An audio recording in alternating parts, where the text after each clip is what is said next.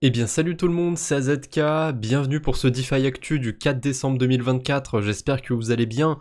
On a énormément de news pour aujourd'hui, j'en étais sûr là qu'au début de semaine on aurait plein de trucs qui sont tombés, il y a des chances que je rate quelques trucs donc m'en voulez pas. En tout cas j'ai essayé de faire le tour le plus complet de ce qui était passé ces derniers jours et on commence par un point qui est important. Ça en général je garde pour plus loin dans la vidéo mais là je pense qu'il faut mettre les points sur les i, les barres sur les t, je sais pas s'il y a d'autres expressions avec d'autres lettres de l'alphabet. En tout cas, on est clairement en alt season. Pour moi, il y a aucun doute, et ce serait se mentir à soi-même que de dire le contraire, pour la simple et bonne raison que il y a plein de gros altcoins qui sont en train de faire des ATH. On a la dominance de Bitcoin qui recule assez violemment, hein. Il est passé de 60% à 55% en 3 jours. Alors que voilà, il est passé de quelque chose comme 40 à 60% en plusieurs mois, donc ça a pris son temps, ça faisait que monter. Ouais, désolé de vous le dire, mais mais on est clairement dans une altcoin season, que vous le vouliez ou non, c'est factuellement la définition d'une altcoin season, c'est quand les alts performent mieux que Bitcoin. Il y a une sorte de graphique qui repasse assez souvent, une sorte d'indicateur d'altcoin season, qui utilise plusieurs indicateurs, qui mélange tout un tas de trucs. Bref, je connais pas le fonctionnement du truc en détail, et je suis persuadé que ceux qui le partagent non plus, donc voilà, vous mentez pas vous-même, on a Bitcoin qui stagne en ce moment, on a des altcoins, notamment les Dinocoins qui reviennent en force, et évidemment, bah, comme les Dinocoins ils sont déjà bien valorisés, s'ils font des x2, x3, x4, x5, là ça fait bouger la dominance de Bitcoin. C'est pas le petit random avec son RSA qui va mettre 5 balles sur un coin d'IA qui va faire bouger la Bitcoin dominance en fait. Donc là on est sur quelque chose. Après, ce qui me plaît pas trop, c'est que quand on a un Bitcoin qui se tasse un peu, qui laisse un peu moins parler de lui et que on a la lumière sur les alts, rétrospectivement, c'était rarement les périodes les périodes les plus intéressantes. En général, on était plus proche des tops de marché. Je pense à mars 2021, je pense à fin 2017, enfin plutôt janvier 2018, parce que à ce moment-là, Bitcoin il commençait à repartir légèrement à la baisse, même pas légèrement d'ailleurs. Je crois que c'était plutôt vénère comme baisse à ce moment-là, mais Dogecoin a explosé, il avait fait un ATH. Bref, enfin c'était complètement fou. Ça me rappelle un peu ces phases-là. Après, si c'est comme en 2021, bah, ça me rappelle début 2021, donc on a eu le droit à un deuxième essor, à une deuxième hausse un peu plus tard. Donc est-ce qu'on va faire un scénario exactement comme en 2021 ou je sais pas quoi? J'en sais rien, le but c'est pas de vous faire des prédictions, le but c'est juste de faire un état sur ce qu'on vit en ce moment. C'est une alt season, c'est un bull run, voilà, je vois pas quel autre mot on peut mettre là-dessus, et je pense que ce serait malhonnête de mettre d'autres mots. Et en plus, je peux même pas me vanter en me disant je vous l'avais dit, en disant que j'étais sur tel ou tel alt. Mon portefeuille est public, je fais des vidéos d'actu régulièrement, sur Twitter j'étais plutôt pessimiste sur cette année 2024, on va pas se mentir, même si j'avais quand même quelques posts qui étaient plutôt optimistes. J'y croyais pas tant que ça à l'alt season, ou en tout cas j'y croyais pas du tout dans la manière dont ça s'est matérialisé. Voilà, je suis très surpris de ce qui se passe, tant pis, je suis resté sur le quai de la gare, mais c'est pas parce que il y a XRP, il y a Tron, il y a BNB et tout qui font des nouveaux ATH que il faut absolument se jeter corps et âme sur les altcoins. Clairement, quand on est dans une phase où t'as des personnes de 40 ans, de 50 ans, qui te font des TikTok, déjà qui font des TikTok, et en plus qui te parlent de XRP et compagnie, hein, parce que voilà, ils disent tout le temps tu. Non, je sais pas, j'ai du mal à tutoyer dans les vidéos, j'aime pas ça. Peut-être que je suis déjà un vieux con dans ma tête, mais je préfère vous voyez dans les vidéos, donc ouais, ah t'as vu, XRP il a fait bidu. Ta gueule. Bref, je m'éloigne un petit peu, donc j'avais mis quoi de côté? Le XRP qui fait un nouvel ATH, pas en termes de prix, mais en termes de market cap. On a le BNB qui fait un nouvel ATH, on a le TRX, et après c'est un autre truc par rapport au XRP, c'est un post qui a été mis sur Crypto Confession. Alors bon, c'est de la confession, donc ça vaut ce que ça vaut, mais je suis persuadé qu'il y a des gens qui pensent réellement ça, qui ont réellement fait ça, donc c'est pour ça que je le soulève dans cette vidéo. Il y a quelqu'un, du coup, qui se confesse sur ce compte et qui dit « J'ai acheté du XRP, je suis all-in dans ce token, je pense que si les États-Unis régulent, ils passeront forcément par XRP. » Alors, ça a aucun rapport. Si les États-Unis régulent quoi, pourquoi passer par XRP? Enfin, déjà, la personne, elle a pas des idées très claires dans sa tête, enfin, en tout cas, sur comment ça fonctionne. Je suppose que il y a des sortes de connexions qui se sont faites, mais elles sont mal comprises, mal interprétées par cette personne. Oui, XRP, ils sont en procès en ce moment avec la SEC, donc déjà, c'est pas les États-Unis, hein, c'est juste la SEC, et je l'ai dit dans le dernier DeFi Actu et je maintiendrai cette position, je suis persuadé que si on a enfin une résolution de ce procès, négative ou positive, peu importe la résolution, je suis sûr que ça va être un sell the news. En fait, il y a un truc qui se passe souvent dans le monde des cryptos, c'est que les gens spéculent sur le futur, sur un événement à venir. On l'a vu mais tellement de fois, et plus je passe du temps sur le marché crypto et plus je me rends compte que c'est toujours ça. Il y a quelques exceptions, il y a toujours des exceptions, mais en général dans la grosse majorité des cas, eh bien c'est des trucs qui sont pricés à l'avance, et XRP, il a toujours fait des hausses paraboliques comme ça. Il n'y a pas une fois où quand il monte vraiment fort, il monte pas en parabole. Vous pouvez aller voir son graphique, à chaque fois c'est des hausses assez violentes, donc je m'attendais pas particulièrement à ce que ça le refasse en 2024, et de toute façon j'ai pas du tout cherché à m'exposer à XRP, mais pour moi, c'est pas le moment de commencer à s'intéresser sur les shitcoins qu'il y a sur l'écosystème XRP, parce que oui, il y a des shitcoins sur XRP et compagnie. C'est mon humble avis, mais je pense que là, XRP, c'est pas quelque chose à suivre de très près. Et je suis pas sûr de ça encore, mais je le pose quand même dans cette vidéo, on verra ce que l'avenir fera, mais il y a tellement de surspéculation en ce moment que je suis à peu près sûr que quand on aura l'investiture de Donald Trump, ce sera pareil, ce sera un sell the news. Voilà, les gens s'attendent tellement à ce que quand Trump il sera au pouvoir, ça va exploser sur les cryptos, les gens se rendent même pas compte que c'est déjà en train de monter. En fait, les gens, ils bandent toujours sur le futur. Ouais, mais plus tard, il y aura ci, il y aura ça. Et c'est pour ça qu'on a énormément de posts sur Twitter de gens qui sont dans le déni, et ça m'arrive aussi d'être dans le déni, je veux pas critiquer les gens qui font ce genre de post, mais là pour une fois j'ai ouvert les yeux, je vois le truc, et il faut pas être dans le déni de se dire plus tard ce sera le bull run. Je vois des posts où il y a écrit quand ce sera le bull run, pour l'instant on n'est pas dans une alt season ou quoi que ce soit. Franchement, il vous faut quoi d'autre comme indicateur? Allez sur CoinGecko, sur PC, sur la version mobile, je sais pas pourquoi on peut pas faire ça, mais sur PC on peut mettre les performances sur 30 jours. Vous regardez les performances sur 30 jours du top 100, ça va peut-être changer de quelques pourcents quand vous regarderez la vidéo, mais faites-le vraiment, j'insiste, de votre côté. Là, si vous êtes sur PC, si vous me regardez sur PC, vous ouvrez un autre onglet, vous allez sur CoinGecko ou CoinMarketCap ou un autre site, peu importe, on s'en fout, vous mettez les performances en 30 jours et vous triez par les plus grosses ou les plus petites performances, mais moi je préfère trier par les plus grosses performances. Et quand on va tout en bas, la pire performance du top 100, c'est Whitebit Coin, donc un token d'exchange a priori, plus 25% sur 30 jours. Voilà, c'est la pire performance du top 100 sur 30 jours. Il y a littéralement tout qui est en hausse. Alors évidemment, il y a quelques coins qui sont proches de 0%, c'est des stablecoins, ça me paraît assez logique. Et on a Hyperliquid qui est trop récent, qui n'existe pas depuis un mois, donc forcément lui, sur un mois il n'y a pas de performance. Mais il a fait x4 depuis qu'il est lancé le token. Donc même Hyperliquid, il est dans les bonnes performances sur les 30 derniers jours. Après, j'ai pas regardé le top 200, le top 300, mais je suis à peu près sûr qu'on en a pas beaucoup plus que ça. Tiens, on va regarder le top 300. C'est quoi les performances sur 30 jours du top 300? Est-ce qu'il y en a beaucoup dans le rouge? Je suis quasiment sûr qu'il y en a presque aucun dans le rouge. Alors, il m'a viré les 30 jours. Ah non, ok, c'est bon. Donc on va trier sur 30 jours. Voilà, déjà quand on regarde les premiers alts, ils sont à plus de 2000%, mais non, il n'y a pas de altcoin season. Alors, on a le Giga Chad, le SPX 6900. Tiens, c'est pas le Giga, je sais pas, mais le SPX 6900, c'est pas un des altcoins qui était dans la liste de Mourad, hein. Je dis ça, je dis rien. Je pose ça ici, mais j'ai l'impression que c'est deux mêmes coins qui étaient dans la liste de Mourad. Hein, voilà, le fameux gars qui est arrivé, qui a parlé des notions de culte, etc. Hein, c'est marrant qu'il y ait que ces mêmes coins qui soient dans le rouge. Et c'est littéralement les seuls cryptos. Ensuite, la pire performance, si on retire les stablecoins, il y a encore le BUSD, la pire performance, ça a l'air d'être Beldex, vu le nom, ça a l'air d'être un exchange, plus 2%. Donc voilà, sur le top 300, mis à part deux pauvres memcoins, tout est dans le vert.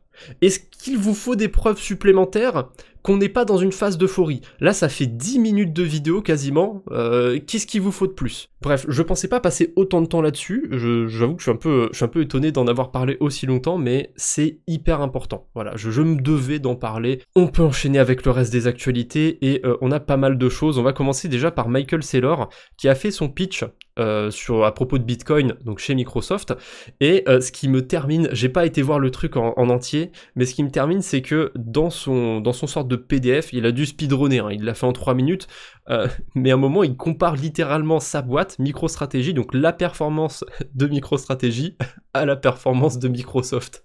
Alors, je veux pas dire, mais c'est quand même culotté, quoi, de dire, moi j'ai fait cette stratégie, regardez, je vous ai super formé, vous êtes des petits bébés.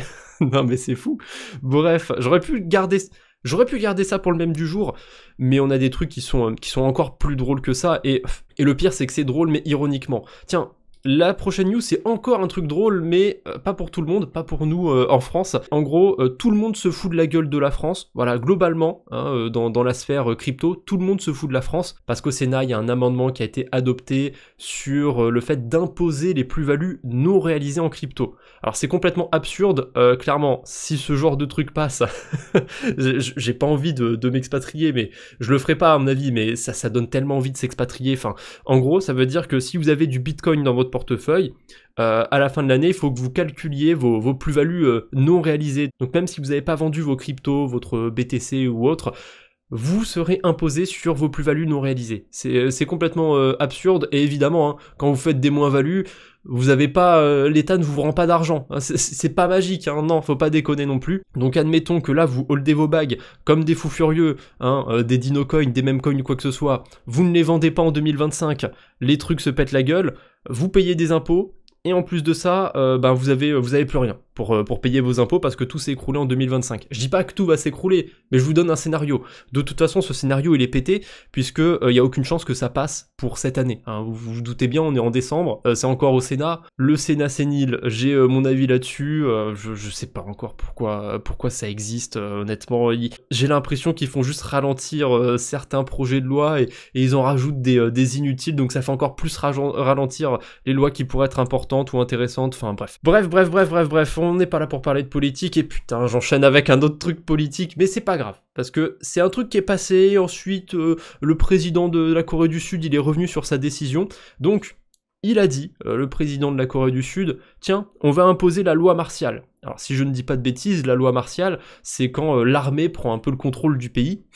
Donc évidemment que ça n'a pas plu au marché financier, ça n'a pas plu du tout, hein, cette décision. J'ai pas du tout suivi de près, mais a priori, il est revenu même pas une journée après sur cette décision.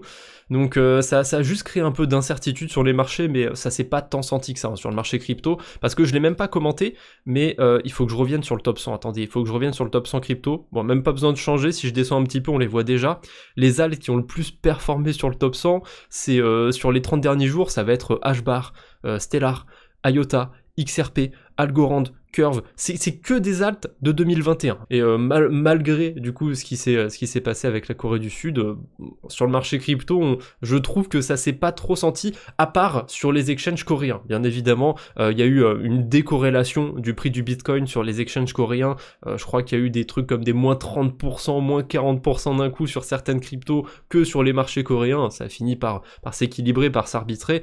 Mais voilà, il y a eu des grosses ventes d'un coup sur certains exchanges. On a le Cambodge qui bloque l'accès à 16 exchanges crypto dont Binance, Coinbase et OKX. Bon, le truc c'est que c'est bien de bloquer certains exchanges, mais il y en aura toujours un autre que les gens vont trouver et que les gens vont aller utiliser. En plus de ça, il n'y a pas la source, mais Goku rapporte que le Cambodge se classe parmi les 20 premiers pays au monde en termes d'utilisation de crypto par habitant. Donc c'est un peu absurde de bloquer l'accès à certains exchanges, mais bon, est-ce qu'un VPN ça suffirait pas pour contourner ça ? Je suppose que oui. Ouais, bon, écoutez, c'est comme ça, c'est la vie, bon courage à ceux qui sont au Cambodge. Et aujourd'hui, on n'a pas de mauvaises nouvelles, on peut enchaîner directement avec les levées de fonds, il y en a quelques-unes qui sont passées. Alors on commence pas vraiment avec une levée de fonds, mais avec une public sale. Donc Onzen, ils ont lancé leur token sur Fjord Foundry, n'importe qui du coup pouvait investir sur ce token, je ne l'ai évidemment pas fait. A priori, ils avaient prévu de lever 3 millions de dollars et ils ont réussi à vendre, à écouler 3 millions de dollars de leur token, mais je crois que le token n'est pas encore lancé, ça devrait arriver dans quelques jours, on verra bien. Est-ce que l'airdrop va être lancé en même temps? J'en sais rien. On a USDX Money qui lève 45 millions de dollars avec une prévalorisation de 275 millions de dollars, c'est pas mal. Je connais de noms, j'ai déjà vu le nom de cette boîte passer. Ils se vendent comme la prochaine génération d'infrastructures de stablecoin pour le futur de la finance. Donc c'est un projet autour de stablecoin, ils ont l'air d'avoir des ambitions. Ensuite on a Public, une plateforme d'investissement globale, parce qu'ils sont pas que autour de la crypto, j'ai été voir vite fait le site, ils font de la finance tradi, ils ont un petit côté crypto aussi, donc ils ont levé 135 millions de dollars, mais du coup c'est un petit peu à part, parce que comme c'est une plateforme qui est au-delà de la crypto, je suis pas sûr qu'ils aient levé spécifiquement 135 millions de dollars pour développer que le secteur crypto, vous voyez ce que je veux dire? Ça reste une belle levée de fonds, hein, ça c'est clair. On a BeLife, un écosystème Web3 basé autour de Bitcoin qui lève 7 millions de dollars. Bon, je reconnais quelques noms dans les investisseurs, mais il n'y a pas ABCDE, que je retrouve très souvent dans des projets autour de Bitcoin.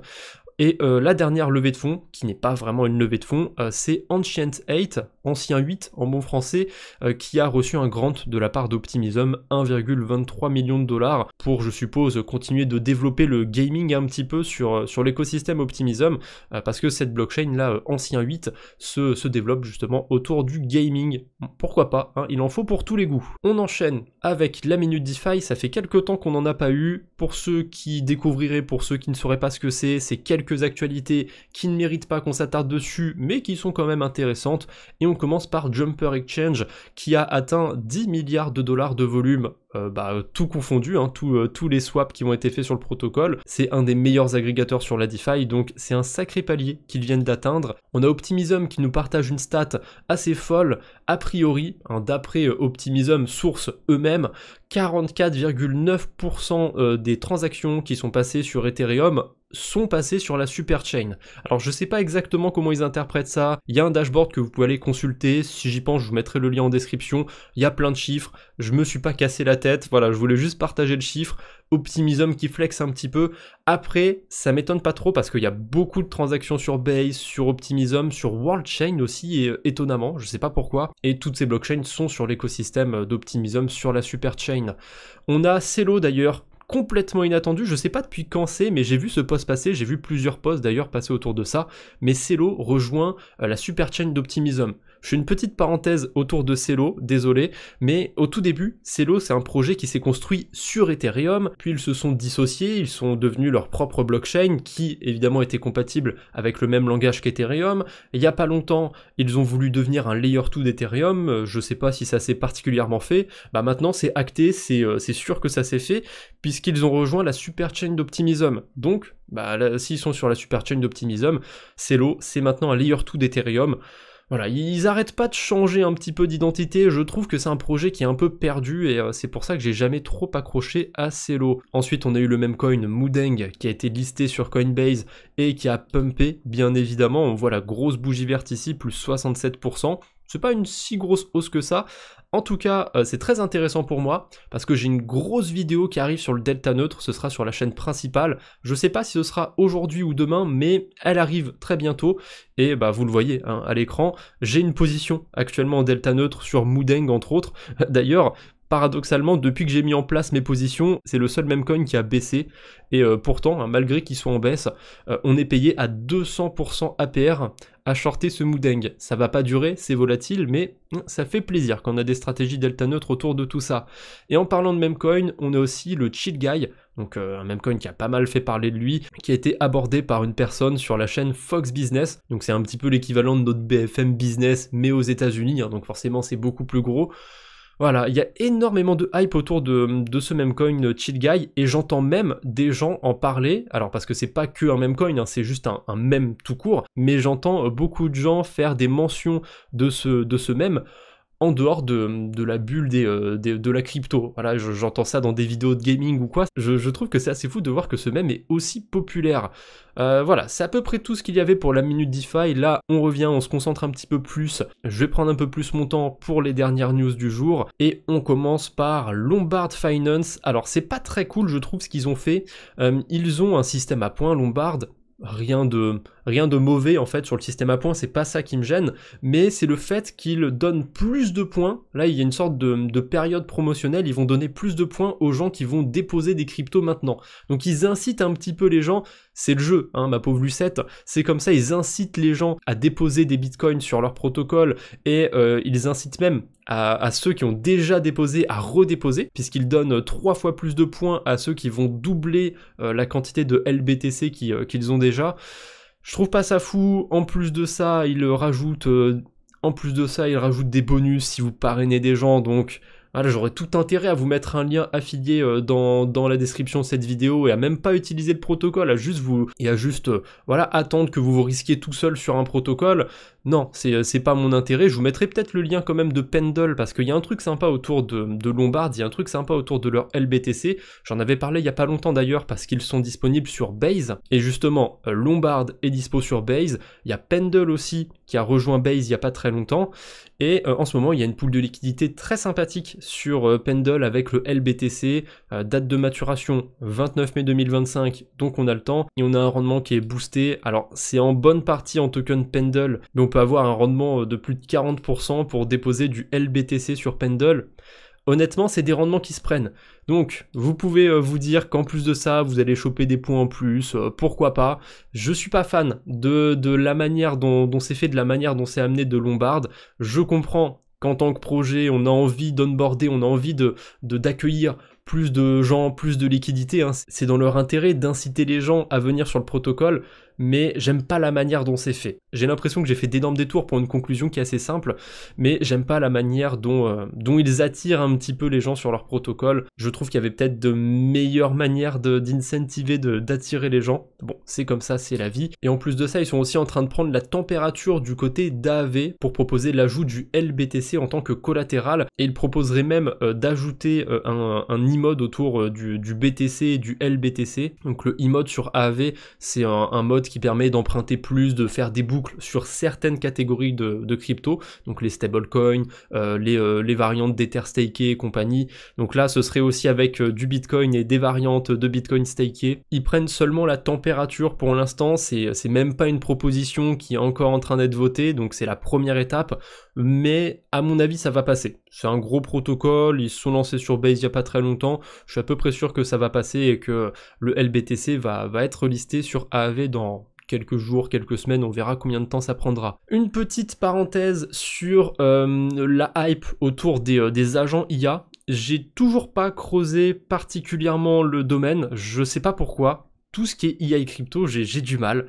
Peut-être que je passe à côté, peut-être que c'est un tort, mais plus je vois le truc se développer et plus ça me fait penser à la DeFi, aux NFT en 2021, voire aux ICO en 2017. C'est-à-dire que tout le monde essaye de s'y mettre, même des projets qui ont rien à voir avec ça. Alors pour le coup, l'exemple avec lequel j'illustre la vidéo, c'est un bon exemple je trouve, parce que Mod, ils ont annoncé depuis quelques temps, depuis 2 mois quasiment, qu'ils allaient se lancer dans cette narrative, donc ils surfent sur la narrative, mais ils essayent pas de surfer comme ça depuis que c'est populaire. Je trouve qu'ils se sont lancés avant que tout le monde commence à en parler. Ils sont arrivés au bon endroit au bon moment. Pour l'instant, leur token s'apprécie bien et je trouve qu'il est relativement peu valorisé pour ce que ça peut donner.